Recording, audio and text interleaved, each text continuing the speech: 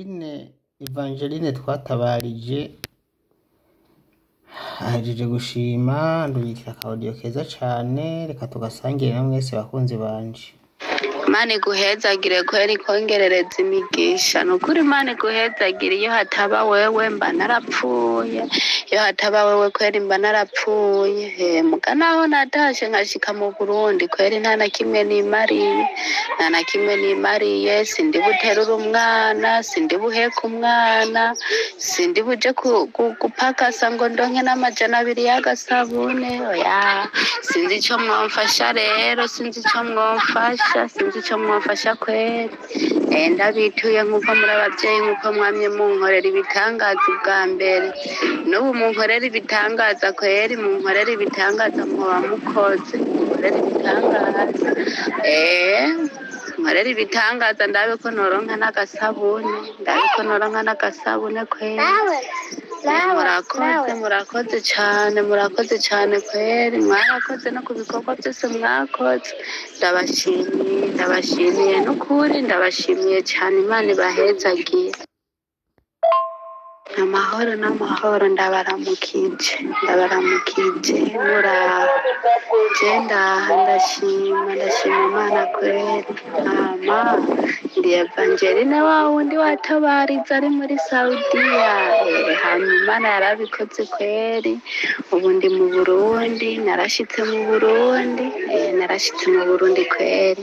None nagira ndagushimiye kweri kukigoro wangiriye, warantabarije. Ndagushimiye kweri, Imana iguhezagire, kongerereza imigisha. Murakoze, kongerereza imigisha kweri. Ubu narashitse mu Burundi, muga naho nashitse mu Burundi kweri nashikiye mu bitaro, naragwaye malariya, itako nyene na zangwara kwa kuvunika. Ndacagwaye ukuguru no mu mugongo, sinunama kweri. None nshatse gutora ikintu hasi bisaba ko nicara wese nkashika hasi nkaranja.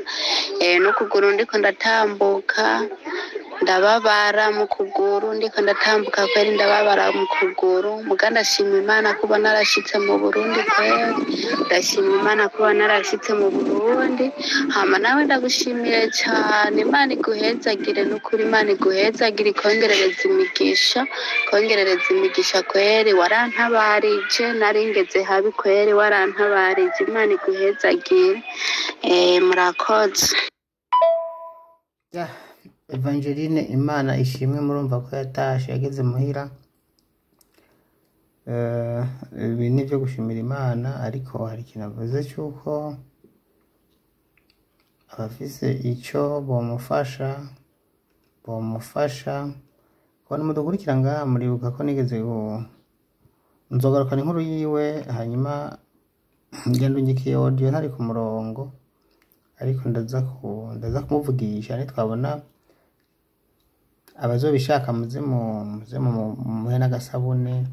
Ariko nuko gusa kumbura atabimenye, hariho groupe ifasha abantu batashe, abagenzi babo bababajwe n'ibyo byarashitse, baraheze bagafasha umwe mu bahuye n'ibibazo, bakamucangira agafana, akabahereza akarimi kashe kiwe. Uwiyumviriye wese akaza aramuhereza, uwiyumviriye wese ubishatse. Ikibazo ca Evangeline cyari kimaze iminsi, ariko ni byiza ko yatashe. Reka ngarukize hano rero, ko ariko basangiza gusa yitamo yaje ntowe, ndiko ndaraba n'inkuru yiwe sindiko ndayibona, mugabo nta kibazo. Hari abantu usanga bataha ntibavuge, n'ubu rero nari yuko yoba yaratashe, naravyumvise mugabo ntacyo yaravuze. Ariko maze iminsi mikeya mu Burundi, ni byiza rero ko yatashe, kandi akaba anavuze ko yashitse amahoro.